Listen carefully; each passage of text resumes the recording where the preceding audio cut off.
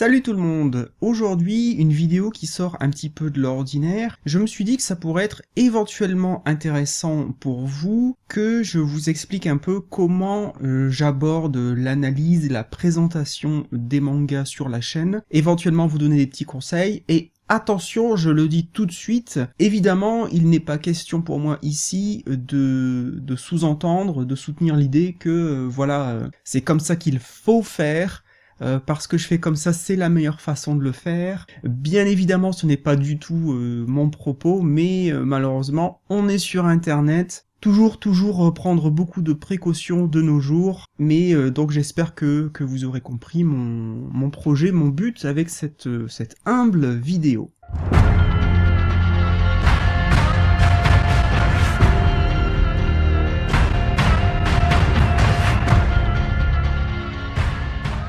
Alors la première chose à faire, à mon humble avis, en tout cas c'est la manière dont je travaille, c'est de toujours faire une double lecture du manga dont on veut parler. Alors évidemment là je parle pas forcément d'un nouveau tome, puisque comme vous le savez, moi personnellement ça m'arrive quasiment jamais de parler d'un tome 2, 3, 4, etc. Donc évidemment tout ce que je vais dire ne peut pas vraiment s'appliquer à ce genre de vidéo, tout simplement parce que je n'en fais pas. Mais on part donc sur le principe qu'on va parler soit d'un one-shot, soit d'un tome 1, soit d'une série complète et déjà terminée. Donc, comme je le disais, double lecture dès le départ. La double lecture va vous permettre d'avoir bien évidemment une première lecture qui va être la lecture découverte, donc découverte de l'histoire, des personnages, des thèmes, du dessin, etc., etc. Et la deuxième lecture va vous permettre justement d'avoir une lecture plus analytique, plus réfléchie, et donc de passer outre le filtre de la nouveauté, de la découverte de votre première lecture. Donc, à mon avis, certes, ça demande un peu plus de temps, mais la double lecture a ses avantages. Une fois que votre double lecture est terminée, ou que votre simple lecture est terminée, je dis pas que la double lecture est forcément obligatoire, je conseille toujours d'aller voir rapidement sur Manga News, sur Manga Sanctuary, ou sur n'importe quel autre site dédié au manga que vous aimez, que vous connaissez, pour faire une courte recherche factuelle, à la fois sur le manga en question dont vous voulez parler, et sur l'auteur. Pourquoi ? Parce que ça va vous permettre, au début de votre vidéo ou de votre d'article de blog, que sais-je encore, de donner quelques informations purement factuelles, pratiques, comme je le disais sur l'auteur, sur le manga. Par exemple, est-ce que l'auteur est connu chez nous ? Est-ce qu'il a d'autres titres qui ont été traduits, qui sont disponibles?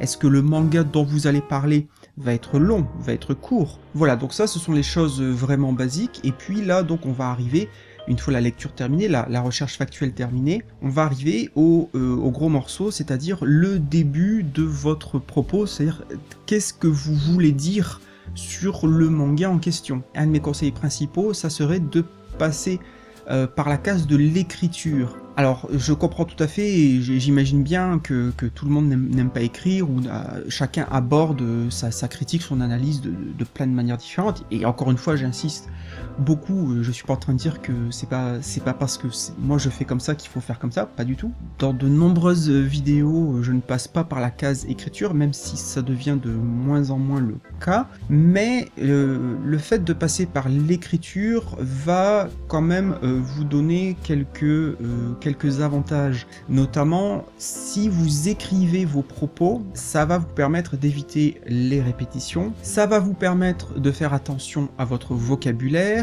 de chercher peut-être des mots plus précis, d'avoir un propos plus pertinent, plus judicieux, ça va vous permettre bien sûr d'être plus construit. Voilà, donc maintenant que vous avez choisi votre manière d'écrire ou pas, on peut passer aux différentes étapes ou aux différents chapitres, si vous voulez, de votre propos. Ça peut être intéressant de commencer par la question de la qualité de l'édition. Quand vous avez le manga entre les mains, quelle est la qualité du papier? Quelle est la qualité de l'ancrage? Est-ce qu'il y a une couverture particulière? Puisque vous vous adressez finalement à des acheteurs potentiels, je pense que ça peut être intéressant pour eux d'avoir ces informations. Ensuite, ce qui me semble assez évident, ça serait d'enchaîner sur un synopsis, donc raconter de quoi le manga parle. Et là je dirais attention, il y a quelques pièges à éviter. Tout d'abord, la durée. Alors évidemment, une fois de plus, ça dépend du type de manga dont vous allez parler, mais je pense que le but que ce soit une présentation ou une analyse de manga, le but, certes, c'est de raconter de quoi ça parle, parce qu'il faut évidemment donner envie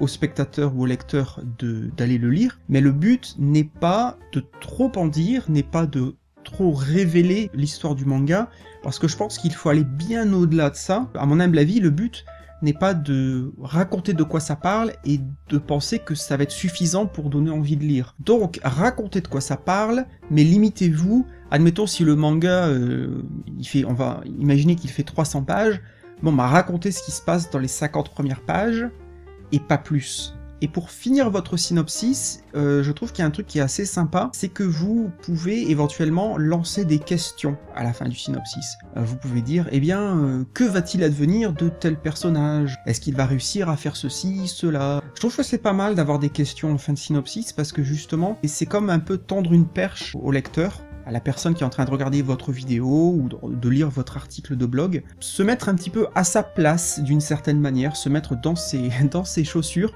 et de se dire bah tiens, si on m'avait raconté ça, quelles questions je me poserais à l'issue de ce synopsis. Ça crée un mini suspense d'une certaine manière. Donc voilà, vous avez raconté de quoi le manga parle. Maintenant, je recommanderais de se poser la question des thèmes. Et là, attention, une petite mise en garde, à mon avis, il y a un danger, il y a un risque, et c'est pas évident de s'en tenir éloigné, c'est, à mon humble avis, le risque de la surinterprétation. C'est-à-dire d'attribuer des idées ou des thèmes à l'auteur, mais qui ne sont pas forcément là. Alors bien sûr, c'est vraiment difficile, et encore une fois, c'est un peu un travail d'équilibriste, et je suis à peu près certain que moi-même, je suis tombé dans ce piège dans mes vidéos à maintes reprises, et j'ai certainement dit des fois des choses qui étaient fausses. J'ai peut-être vu des choses dans des mangas qui en fait étaient le fruit de mon interprétation, et que si j'avais pu parler à l'auteur, il m'aurait dit « Mais Jean-Pierre, tu racontes n'importe quoi, j'ai jamais voulu dire ça ». Donc c'est pour ça que je dis attention à la surinterprétation. Donc qu'est-ce que j'entends par thème ? Évidemment, ça peut être la représentation de la jeunesse citadine au XXe siècle au Japon, ça peut être les petits gens dans les années 50, ça peut être la dénonciation de l'armement nucléaire, voilà, donc c'est très très très vaste, et c'est là, je pense, que votre deuxième lecture, dont je parlais précédemment, peut jouer un rôle prépondérant, justement pour vous permettre de déceler ces thèmes et d'avoir un petit peu de recul que l'on n'aurait pas forcément à l'issue d'une lecture unique. Voilà, donc le synopsis c'est fait, les thèmes, les thématiques également, et on passe maintenant à la question du dessin. Je recommanderais de faire aussi attention, le dessin, d'éviter toutes les choses, de dire le dessin, ouais c'est beau, c'est joli, c'est trop bien, etc. Et là, du coup, bah, ça nous ramène toujours à l'idée d'écrire, parce que d'écrire, justement, ça vous permettrait d'éviter tous ces écueils, toutes ces phrases un peu creuses, finalement, ultra subjective et qui n'apporte pas grand chose à votre propos, en tout cas à mon humble avis. Donc la question du dessin, c'est pas de dire si c'est beau, c'est joli, je comprends qu'on ait envie de le dire, mais une fois de plus, il faut se mettre à la place de la personne qui est en train de vous regarder, de vous écouter. Est-ce que c'est vraiment intéressant pour cette personne? Et donc quand je parle de la question du dessin, ce que j'entends, c'est de se poser, de réfléchir, d'observer comment l'auteur, le dessinateur, il a mis en scène, au travers du dessin, les thématiques, comment il a mis en scène l'histoire, comment il a mis en scène les sentiments, comment il a mis en scène les interactions, les réactions des personnages, voilà, tout ce genre de choses. On peut également se poser la question donc de la mise en page, du découpage,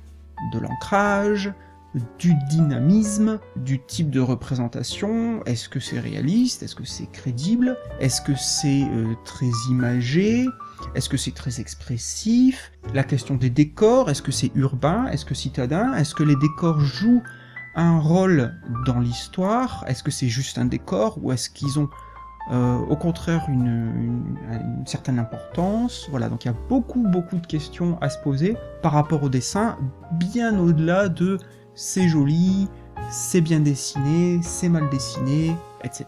Ensuite, pour finir votre vidéo, ou votre article, votre analyse, votre présentation, je pense que c'est pas mal, même si c'est quelque chose que j'ai un peu de mal à faire moi-même, mais je pense que c'est pas mal justement de finir sur enfin votre avis beaucoup plus personnel, plus subjectif, que j'essaierai personnellement de toujours mettre en exergue le fait que on arrive à un avis beaucoup plus subjectif.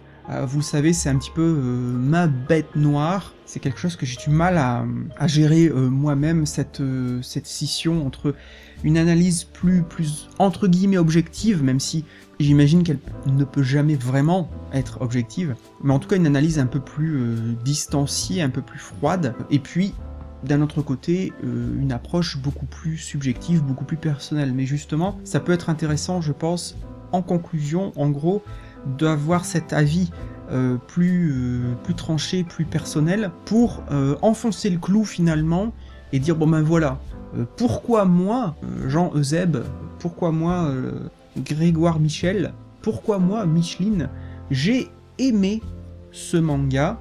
Et là, vous pouvez partir sur le ressenti plus sentimental, avec des grosses guillemets. Voilà, ça m'a touché parce que je me suis identifié au personnage, parce que ça m'a rappelé une personne dans ma vie, parce que j'ai ressenti les émotions des personnages.